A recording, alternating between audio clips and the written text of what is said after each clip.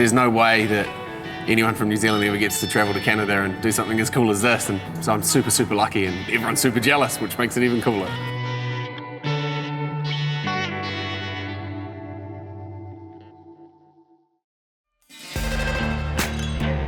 Tonight is the premiere for the Moto Social Toronto. This is the first edition of the year. People are expecting about 1,000 bikes. So yeah, tonight is the night. Everyone that I've ever met from Canada is really cool. Maple leaves, hockey, maple syrup, a boot. It's all good stuff. We turn up and there's just bike after bike after bike streaming in. It was massive, just beautiful, organised chaos. Let me introduce you to Jay. Hey Jay, it's Dan here. Nice to meet you. Dan, he's a very talented photographer. He's working with Harley-Davidson and he's a super nice guy. The vibe was exactly the same as I was expected. It was just like a Montreal Moto Social, but just way bigger. Victor Radix, this is the guy who started the whole Moto Social thing, and he's a good friend of mine and a motorcycle enthusiast. The community was segregated based on how you looked, what kind of bike you rode, how you dressed. So I was like, let's try to bring everyone together and we will like each other. I definitely didn't expect the numbers, I didn't expect the bikes, which is all good to see. And it's a great breeding ground for love and enthusiasm for motorcycles. It's just awesome. I think this is what the motorcycle scene is all about right now, this very strong sense of community. Pretty cool getting out of Toronto. As soon as we hit the countryside, completely different to what I'm used to at home. Things here is really different and really quite pretty and quite picturesque, and there's a lot of straight riding, but still cool to be able to soak it up and check it all out. Before we knew it, we're starting to get into some rain. It's better to have the rain right now than this morning anyway. Yeah, totally. Not like we've got any really sharp corners to ride around to slide out on. Yeah.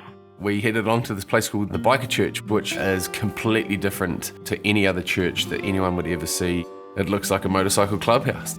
Hillbilly and the pastor were just such awesome guys. Hillbilly talked through his whole life story and how he had a really interesting path of sort of not so great choices.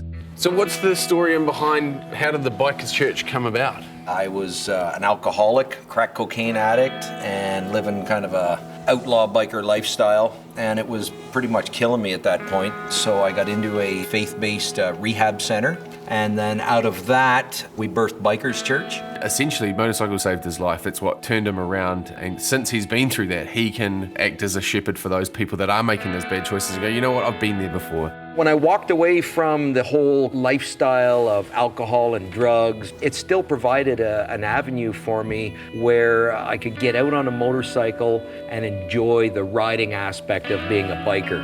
It was really getting me back on track as who I was as a person, you know.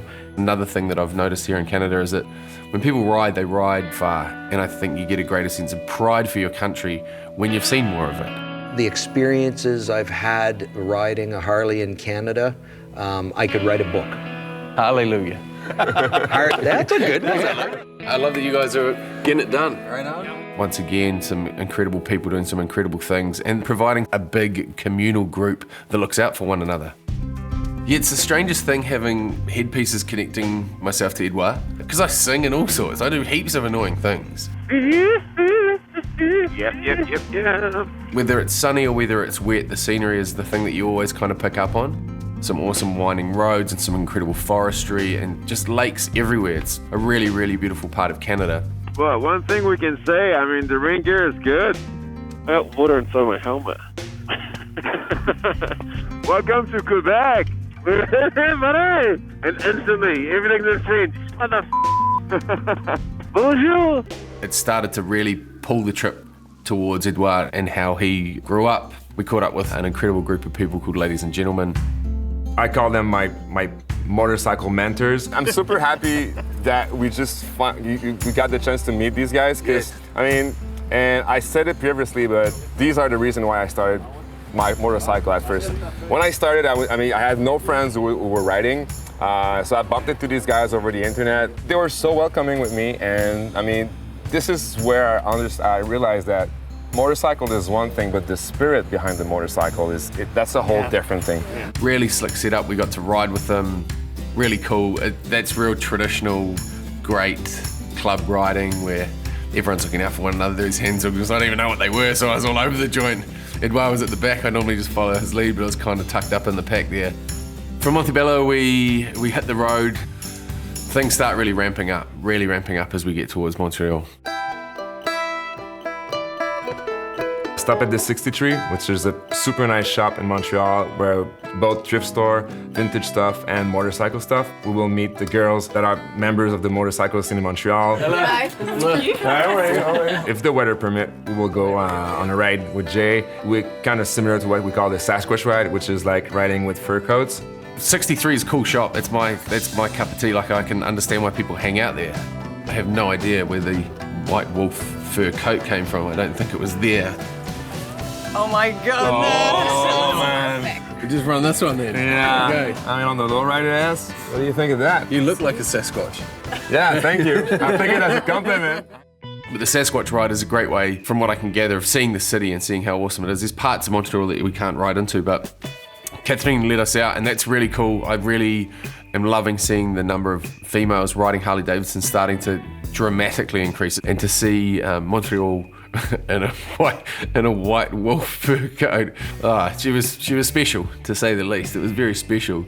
Strange, probably more strange, that added to the specialness of it. But it was nice to almost be in traffic so that I could see everything that was going on around me, because if I was punching it to the front of every line and splitting lanes and skipping traffic, I would have missed it all. The beautiful bridges, the amazing architecture, the miserably upkeep of the roads, the shocking roads in Montreal, but the beautiful parks, and then up onto Mont-Royal to see the whole city sort of roll out behind us. After the Sasquatch ride, we will, there's a bar opening, the MR250, which is like the first motorcycle team bar that's opening, and the party's tonight. Wherever you go with Édouard, everyone is just always there and ready to help out or party or do something cool. He just really got sort of a gravitational pull. Awesome people want to hang out with him, and as a result of awesome people hanging out with other awesome people, awesome things happen. We hit the road after Montreal. We had some Ks to put down to get to Quebec City. This place is awesome. Oh, yeah, I'm glad you like it. We're gonna stop at Hardcore Cycle, this crazy shop in Portneuf. My friend Pat Desureau, he's one of the greatest builder I know, but he also like this beautiful energy, so I'm really stoked that Jay, we're gonna get to meet him. Rolled right into the middle of his shop, and Pat's in a barber chair getting his hair cut, and there's a guy playing guitar, and there's just, once again, it's Charles Édouard. He's got that special thing where he just attracts amazing people. I love working on bikes. It's my passion. I'd rather work on a bike than ride a bike. Every time I work on something, it's got to be nice, it's got to be well done, and everything's got to be really great. With the resurgence of the bike culture, we kind of wanted to know where our roots were from, and that's exactly what Pat's doing in the customization of bikes. And like he said, he's an artist. As an artist, sometimes I guess it might be difficult, for example, if you're a painter, you know, just when this painting is done. You tell me where I stop, because I'm not going to stop, you know. It's crazy. This is something you see in cool videos like in California or something like that, and then we all realize that, whoa, we have this in Quebec, you know? I mean, how can you ask for more? I see it as a destination, you know? Like from Quebec or Montreal, hey, let's go out hardcore cycle, get my beard trimmed, or let's go have a beer, have a coffee, you know? If I was to kind of compare the New Zealand scene and what my friends are like and what we're up to, that's pretty much exactly it, but a Quebecois version of it. Do you mind if we just hang out, watch you drink beer, maybe get a haircut? I was really proud. I mean, yeah, that's the word, I think. I was really proud because the whole point of this was to show Jay from New Zealand what's the motorcycle culture here in Ontario and Quebec. And I mean, these guys from Quebec, I mean, they nailed it. They totally nailed it. I mean, this is exactly what we are and who we are. That was just perfect. We met a great bunch of guys, and we all rode into Quebec City. So this is the next generation of Harley riders. You got the best of it right now. I think we're good for another 100 years.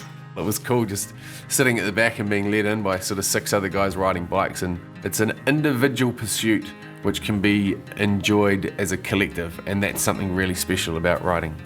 My friend Fred owns a crazy snack bar, and it's obviously you have to try the poutine, mandatory when you're visiting. I've been wanting to tick off certain things that you need to achieve in a trip to Canada, and poutine is one of them. There are 15 different types of poutine, and so I probably consumed about half of my body weight in potatoes and cheese curd and gravy. There's a need for me to get a serious handle on the way that I eat, or I will more than likely develop a coronary disease after this trip. Wrapped up a great night in Quebec City, and I got to tick off the best poutine in all of Quebec. Should we go for a run and maybe have a salad and have a green smoothie?